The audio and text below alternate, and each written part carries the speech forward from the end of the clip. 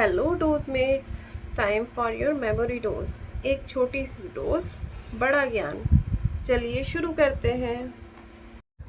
तो आज हम पढ़ने वाले हैं फार्मास्यूटिक्स का चैप्टर 1, जो कि है history of pharmacy profession in India. इसमें हम देखेंगे बेसिक फार्मेसी क्या है, फार्मेसी की डेफिनेशन, फार्मासिस्ट एंड फार्मास्यूटिक्स की डेफिनेशन। फिर देखेंगे history of pharmacy according to the profession, pharmacy profession in India. ठीक है, तो बेसिक इंट्रोडक्शन पहले देख लेते हैं कि pharmacy is an important part of health care. सबको पता है कि फार्मेसी एक इम्पॉर्टेंट पार्ट है हेल्थ केयर का, क्योंकि ट्रीटमेंट जो मिलता है ना वो मेडिसिन्स के द्वारा मिलता है और मेडिसिन्स बनाती है हमारी फार्मेसी। ठीक है, dose development, drug development, distribution. It is an old profession practice world wide. तो फार्मेसी क्या है? ओल्डेस्ट प्रोफेशन है जो वर्ल्ड वाइड प्रैक्टिस किया जाता है। Then it connects health sciences with basic sciences. तो फार्मेसी क्या करता है? हेल्थ साइंसेज और बेसिक साइंसेज को कनेक्ट करता है। It ensures safe and effective use of medicine in dosages form. तो main basic concept of pharmacy ही क्या है कि it ensures safe and effective use of medicine in dosages form. Safe मतलब जो हम दवा ले रहे हैं हम किसी थेरेपेटिक इफ़ेक्ट की वजह से, लेकिन हम सबसे पहले क्या देखेंगे कि वो सेफ़ है या नहीं, यानी कि उसका कोई साइड इफ़ेक्ट्स तो नहीं आ रहा। अगर साइड इफ़ेक्ट्स आ रहा है तो उसको लोअर करने की ज़रूरत है, तभी वो मार्केट में लॉन्च होगी। इफ़ेक्टिव यूज़ का मतलब है कि उसकी एफिशिएंसी, जिस थेरेपेटिक इफ़ेक्ट के लिए हम यूज़ कर रहे हैं उसका therapeutic effect according to the need है या नहीं, कि वो असरदार होनी चाहिए किसी भी बीमारी का इलाज करने में। फिर देन फार्मेसी क्या है? Pharmacy is derived from Greek word Pharmacon meaning medicine और ड्रग। फार्मेसी टर्म कहाँ से डिराइव हुआ है? ग्रीक वर्ड से फार्माकॉन, जिसका मीनिंग है मेडिसिन और drug. Pharmacy is art and science of making and giving medicine. तो फार्मेसी बेसिकली क्या है कि it's an art and science, एक साइंस है, विज्ञान है क्या? दवा बनाने का और गिविंग मेडिसिन। अब गिविंग में क्या आ जाता है? आपका डिस्ट्रीब्यूशन आ जाता है, सेल्स आ जाता है। ठीक है, मैन्युफैक्चर, सेल्स एंड डिस्ट्रीब्यूशन सब कुछ आ जाता है किसके अंडर? फार्मेसी।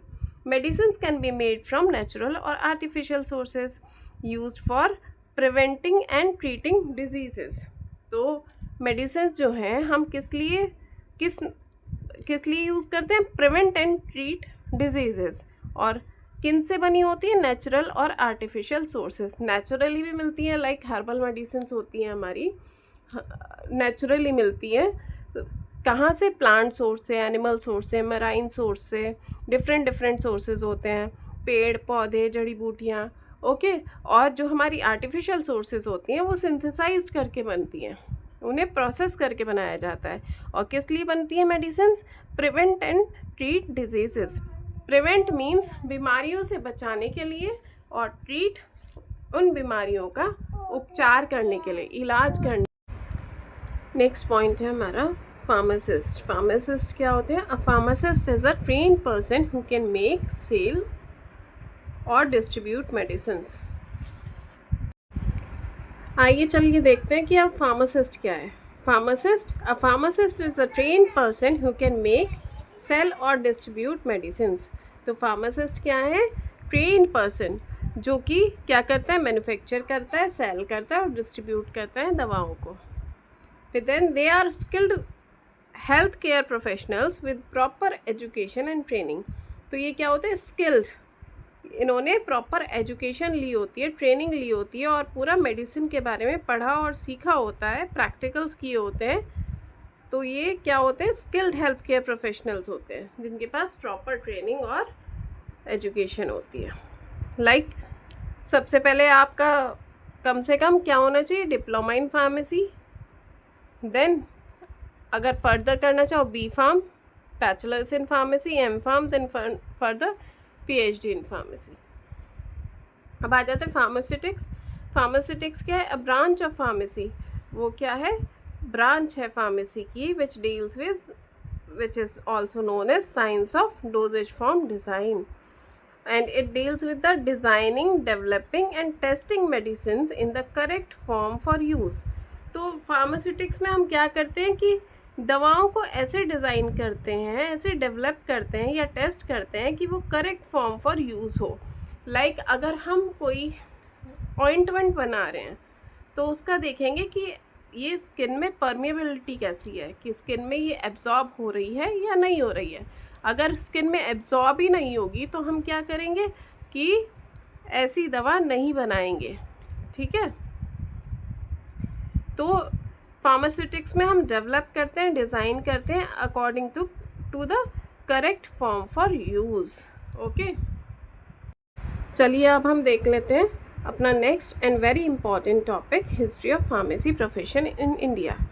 नॉर्मली इस पे 8 मार्क्स का क्वेश्चन आता है, तो ये टॉपिक बहुत इम्पॉर्टेंट है और इसमें हम ईयर वाइज देखेंगे, ईयर वाइज कैसे कैसे फार्मेसी प्रोफेशन डेवलप हुआ या एजुकेशन सिस्टम डेवलप हुआ. ठीक है. तो सबसे पहले देख लेते हैं कि फर्स्ट पॉइंट 1835 में क्या हुआ. मद्रास मेडिकल कॉलेज स्टार्ट हुआ. ये हमारा फर्स्ट मेडिकल कॉलेज था इंडिया में. और इन्होंने फिर क्या किया, 1870 में they started giving professional training to treat patient with medicine. Medical college start हो गया था 1835 में, बट इन्होंने मेडिसिन के थ्रू इलाज करना शुरू कब किया, ट्रेनिंग देनी की मेडिसिन के थ्रू इलाज कैसे होगा, इस तरह की ट्रेनिंग देनी कब शुरू करी, 1870 में. फिर नेक्स्ट पॉइंट देखते हैं. 1842 में हमारा first pharmacy college in Asia start हुआ. कहाँ, गोवा. और पोर्चुगीज़ ने ये स्टार्ट किया था. उस टाइम पे इसे एस्कॉलर मेडिका डी गोवा के नाम से जाना जाता था और अब जो इसका नाम है गोवा कॉलेज ऑफ फार्मेसी. ये एशिया का सबसे पहला कॉलेज था फार्मेसी का. थर्ड पॉइंट देखते हैं. 1932 में यूनिवर्सिटी एजुकेशन स्टार्ट हो गई इन फार्मेसी. कहाँ स्टार्ट हुई थी, Banaras Hindu university BHU under professor Mahadev Lal Shroff. Professor Mahadev Lal Shroff ने पहला यूनिवर्सिटी एजुकेशन स्टार्ट किया इन फार्मेसी. कहाँ, बनारस हिंदू यूनिवर्सिटी में. और इसीलिए क्योंकि ये एजुकेशन किसने स्टार्ट किया था, प्रोफेसर महादेव लाल श्रॉफ ने, तो प्रोफेसर महादेव लाल श्रॉफ को as a founder of pharmacy education in India भी कहा जाता है. फोर्थ पॉइंट 1937 में क्या हुआ, BHU ने स्टार्ट कर दिया 3-year B.Pharm course in India. BHU ने 1937 में 3-year कोर्स स्टार्ट किया था BHU में, जो कि अब क्या है, अब 4 साल का होता है B.Pharm कोर्स, लेकिन जब ये शुरू किया गया था 1937 में तो ये 3-year प्रोग्राम था. Fifth point,